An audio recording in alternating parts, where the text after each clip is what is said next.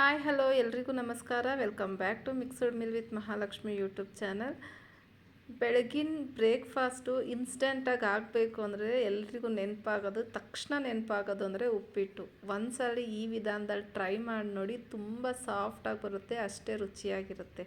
ಹೇಗೆ ಮಾಡೋದು ನೋಡೋಣ. ಫಸ್ಟು ಗ್ಯಾಸ್ ಆನ್ ಮಾಡಿ ಕಡಾಯಿ ಇಟ್ಟು 1 ಸ್ಪೂನ್ ತುಪ್ಪ ಹಾಕಿದ್ದೀನಿ. ತುಪ್ಪ ಎಲ್ಲ ನೀಟಾಗಿ ಕರೆದ್ಮೇಲೆ ನಾನು 1 ಕಪ್ ಆಗೋಷ್ಟು ರವೆನ ತೊಗೊಂಡಿದ್ದೀನಿ. ನಾನಿಲ್ಲಿ ಮೀಡಿಯಮ್ ರವೆ, ಉಪ್ಪಿಟ್ಟಿನ ರವೆ ತೊಗೊಂಡಿದ್ದೀನಿ. ಇದನ್ನು ನೀಟಾಗಿ ಫ್ರೈ ಮಾಡಬೇಕು, ತುಂಬ ಸೀಸಕ್ಕೆ ಹೋಗಬೇಡಿ. ಲೋ ಫ್ಲೇಮಲ್ಲೇ ಚೆನ್ನಾಗಿ ಫ್ರೈ ಮಾಡಬೇಕು. ಇದು ಘಮ ಬರ್ತಾ ಇರುತ್ತೆ, ಘಮ ಘಮ ಅಂತ ಸ್ಮೆಲ್ ಬರುತ್ತೆ.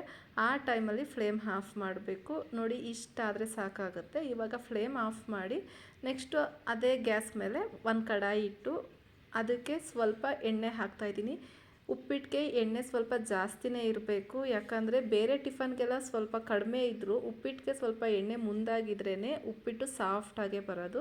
ಎಣ್ಣೆ ಕಾದಾದ ನಂತರ 1/2 ಟೇಬಲ್ ಸ್ಪೂನ್ ಆಗೋಷ್ಟು ಸಾಸಿವೆ, 1/4 ಟೇಬಲ್ ಸ್ಪೂನ್ ಆಗೋಷ್ಟು ಜೀರಿಗೆ, 1 ಟೇಬಲ್ ಸ್ಪೂನ್ ಕಡಲೆಬೇಳೆ, 1/4 ಟೇಬಲ್ ಸ್ಪೂನ್ ಆಗೋಷ್ಟು ಉದ್ದಿನಬೇಳೆ, 10 ಕಡಲೆಕಾಯಿ ಬೀಜ ಹಾಕ್ಕೊಂಡಿದ್ದೀನಿ. ಇಷ್ಟ ಇದ್ದರೆ ಹಾಕೊಬೋದು, ಇಲ್ಲದ್ರೆ ಸ್ಕಿಪ್ ಮಾಡಿ.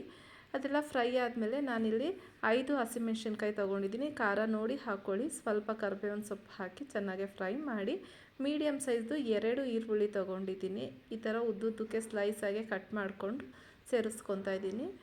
ಇದಕ್ಕೆ ಸ್ವಲ್ಪ ಶುಂಠಿನ ತುರಿದು ಸೇರಿಸ್ತಾ ಇದ್ದೀನಿ. ಉಪ್ಪಿಟ್ಟಿಗೆ ಈ ಥರ ಶುಂಠಿ ತುರಿದು ಸೇರಿಸೋದ್ರಿಂದ ಫ್ಲೇವರ್ ತುಂಬ ಚೆನ್ನಾಗಿರುತ್ತೆ. ಸಣ್ಣ ಸಣ್ಣದಾಗಿ ಕಟ್ ಮಾಡಿನೂ ಸೇರಿಸ್ಕೊಬೋದು, ಬಟ್ ಶುಂಠಿ ಸೇರಿಸಿದ್ರೆ ಉಪ್ಪಿಟ್ಟು ಫ್ಲೇವರ್ಫುಲ್ಲಾಗಿರುತ್ತೆ. ನಾನು 1 ಮೀಡಿಯಮ್ ಸೈಜ್ದು ಟೊಮ್ಯಾಟೊ ತೊಗೊಂಡಿದ್ದೀನಿ. ಶುಂಠಿದು ರಾಸ್ಮೇಲೆಲ್ಲ ಹೋದ್ಮೇಲೆ 1 ಮೀಡಿಯಮ್ ಸೈಜ್ ಟೊಮ್ಯಾಟೊನ ಹಾಕಿ ಫ್ರೈ ಮಾಡಿದ್ದೀನಿ.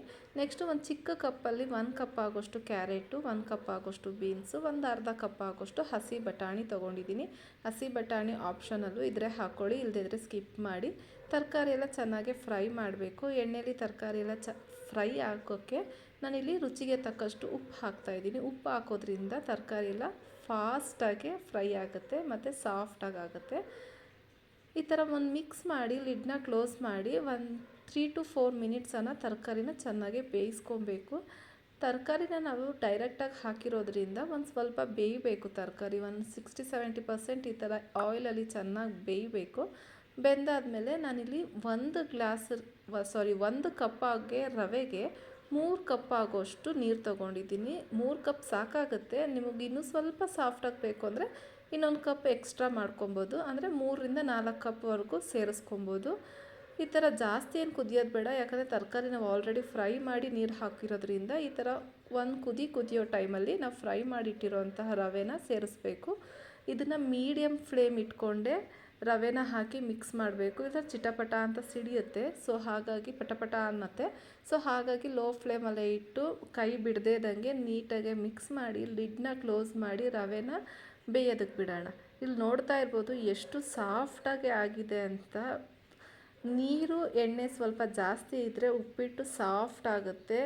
ಸಾಫ್ಟಾಗಿದ್ದರೆ ಮಕ್ಕಳು ತುಂಬ ಇಷ್ಟಪಟ್ಟು ತಿಂತಾರೆ, ಮನೆಯವ್ರಿಗೆಲ್ಲ ತುಂಬ ಇಷ್ಟ ಆಗುತ್ತೆ. ಐ ಹೋಪ್ ಈ ವಿಡಿಯೋ ಎಲ್ರಿಗೂ ಇಷ್ಟ ಆಗಿದೆ ಅಂದ್ಕೊತೀನಿ. ಇಷ್ಟ ಆಗಿದ್ರೆ ದಯವಿಟ್ಟು ಲೈಕ್ ಮಾಡಿ, ಶೇರ್ ಮಾಡಿ, ಕಮೆಂಟ್ ಮಾಡಿ.